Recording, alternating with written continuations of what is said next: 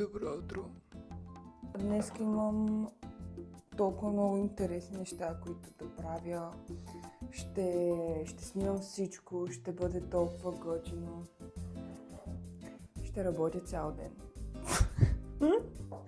И това е. Буквално това ще бъде единственото нещо от влога. Ще работя цял ден. 5 таймлапса де как монтирам. 2 видеа как ям. И това е.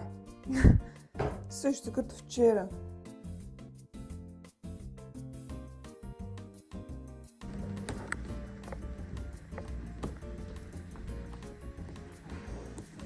Тиганец, чугунен, от Lidl, 4,3 мм.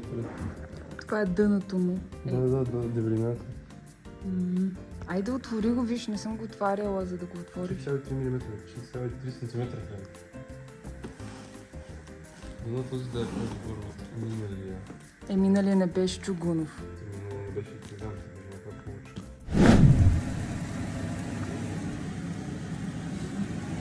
Как се щупи? Просто чупи ти беше тук, той се пропни. Тигана се чупи и аз не знам какво да направя. А не можеш ли в някакво адекватно телосложение да го...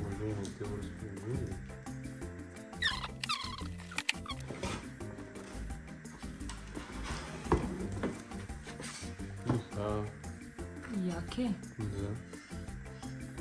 Тежко.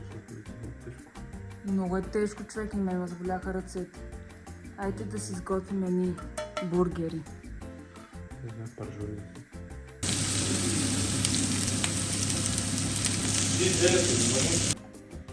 Доста фенси. Моя upside down. Така го кръсти. Само на видите ли днес? Да, за какво ти е второ? За какво ти е? Аз картоф ще ям с вилиците. Аз ще ям с ръце. Добре. Как беше първото готвене с чугунен тиган?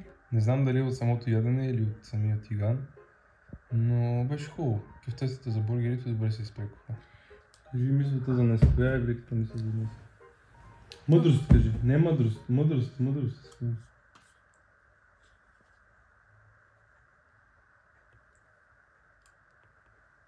Майка си на какво те учила? На какво да ме учила? Някаква ценност. Семейна. Може и индивидуална.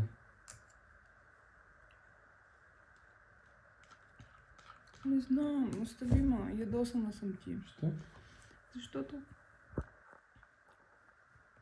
Кажи бе. не беше до мен цял ден. Да, на работа.